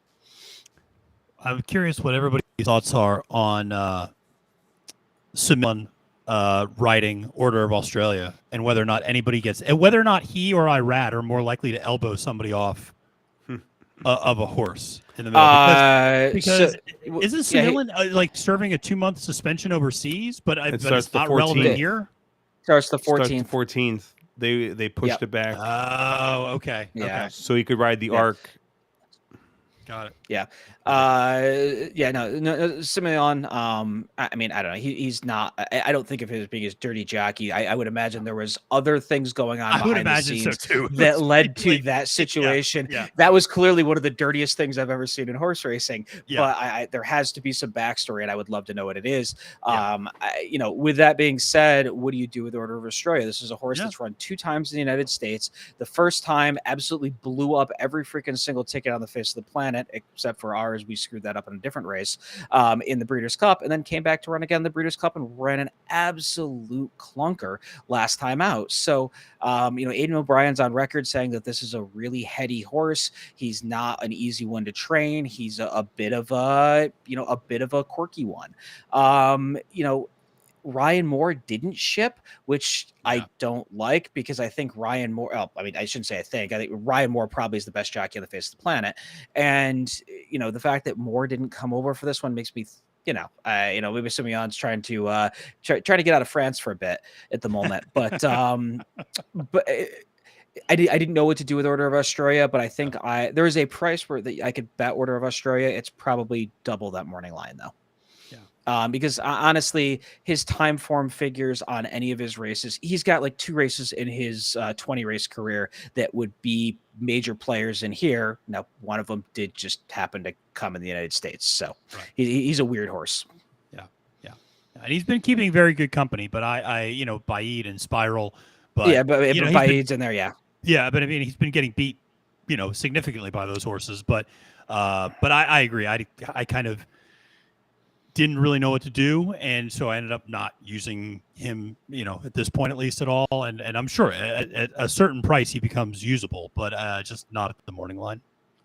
So the one horse nobody's sort of talked about that I'm sort of amazed no one's talked about is, what do you do with Smooth Like Straight in here? I realize there's a ton of pace in this race, but of the speeds, he's the inside drawn. Johnny V should have all sorts of choices, should be able to get the rail.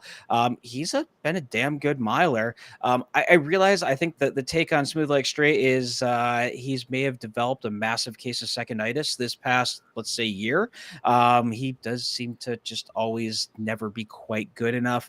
And again, it's one of those horses that spent most of his career on the left coast, and he's shipping to shipping other places. But he's run well at Churchill and at Keeneland and at other tracks in his career. So, kind of, what do you do with him? Is there a chance that he gets a little comfortable on the front end and wires this thing? I don't know if he wires this thing. He's a horse that I would absolutely use in vertical exotics like exactas, trifectas. I would be, because like you said, I mean, so the reason I didn't talk about him is because of that case of seconditis, that he just seems to be running underneath all the time, but is incredibly consistent and has been posting, what is this, like 9 straight 100+ buyer speed figure races. I mean, that's as good as anybody in the field. And you're right, he ships well. This is second back from a brief layoff. There's no knocks on this horse. I mean, in some ways, he's a much better version of a horse that I mentioned earlier, Club Car, that kind of finishes underneath all the time. And Smooth Like Straight is just, a classier version of that horse. And so, I mean, I would not leave this horse off my ticket, though, by any stretch, and would absolutely use this horse in verticals. Yeah, I was just saying, because if you believe that figure in the last out in the Arlington Sheriff Million, he's best in this field on figures by probably a length, quite honestly. That in his last 3, I mean, and obviously it's very rare to see what is he now? Only 5, but to see a 5-year-old who his last 3 races, he's gotten faster all 3. And if those figures are legitimate, I realize that surface wasn't actually grass, but he makes a lot of sense here. Yeah. He'll be around at the end. Excuse me. He'll be around at the end because he always is. So, I mean, even when the pace falls apart, he doesn't. So. Yeah, this sort of interesting, and I guess it's, you loop back to that pace scenario. You got someone like a Hot Brown who arguably at this point in his career needs the lead. And then you have Smooth Like Straight, who definitely wants the lead. How fast do they go on the front end here? Yeah, I mean that's my whole concern with concern with those 2 horses. I think Smooth Like Straight at this point is kind of ends up being that like barometer horse, right? And I think Matthew kind of pointed out, he's so consistent. So what he's going to run, what he's going to do. And like you kind of look at him, you're like, all right, who's going to run faster? Right? Who can run faster than this? Can someone run faster than this? If not, then, that's kind of where you land. But man, he's just going to be pace compromised because some like a Hot Brown's got one way to win this, and that's just to go on the front end and go and win. So I just don't see either of them getting an easy lead because they both want the lead. And then I think let me take a quick look here again. But I thought there was another. I mean, we hadn't even talked about the one Classic Causeway. I mean, the one Classic Causeway.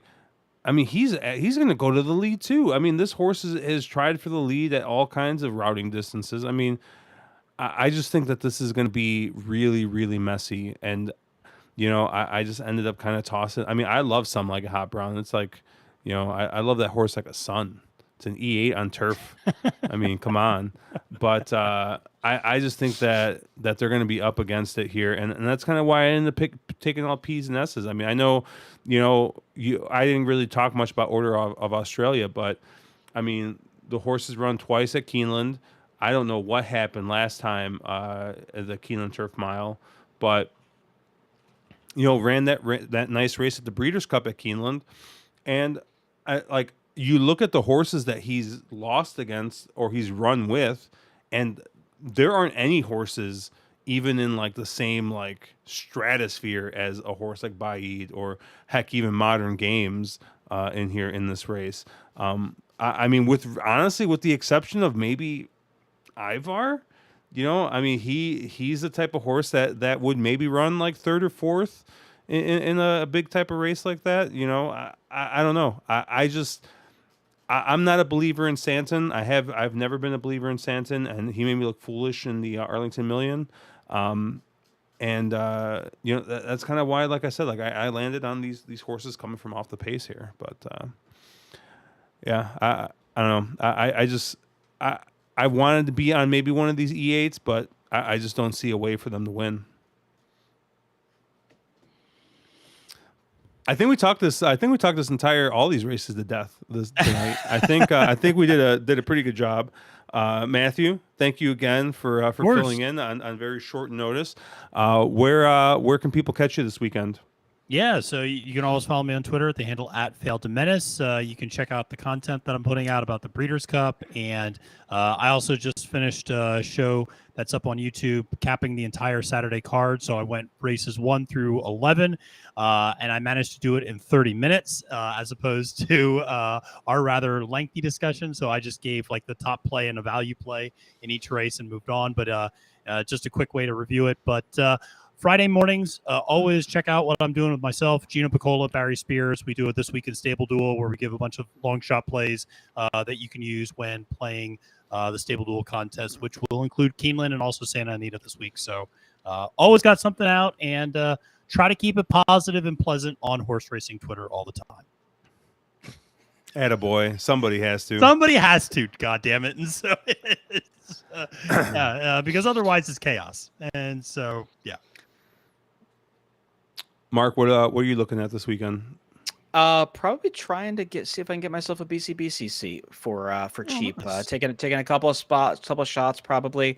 That was my thought. I will definitely be very, very, very involved with the Aqueduct double carry tomorrow.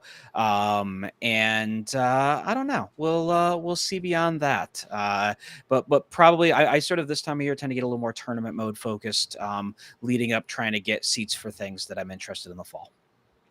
Cool. And I haven't told Mark yet, but we're going to try and do Saturday hour before Keeneland starts, which should be, I think, 11 a.m. Central, noon Eastern.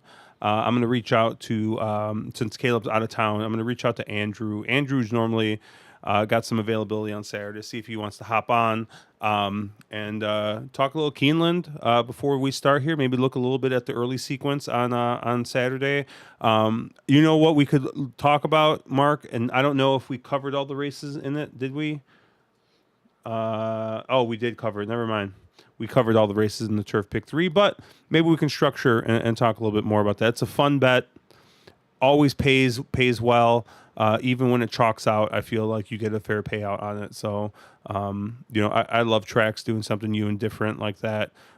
Jim Goodman, the kind of the head of I think he's like the head of player retention or something. I forget what his actual title is, but he loves the players. I mean, when I was at Keeneland, he was going around shaking everyone's hand and everything. So, really good guy.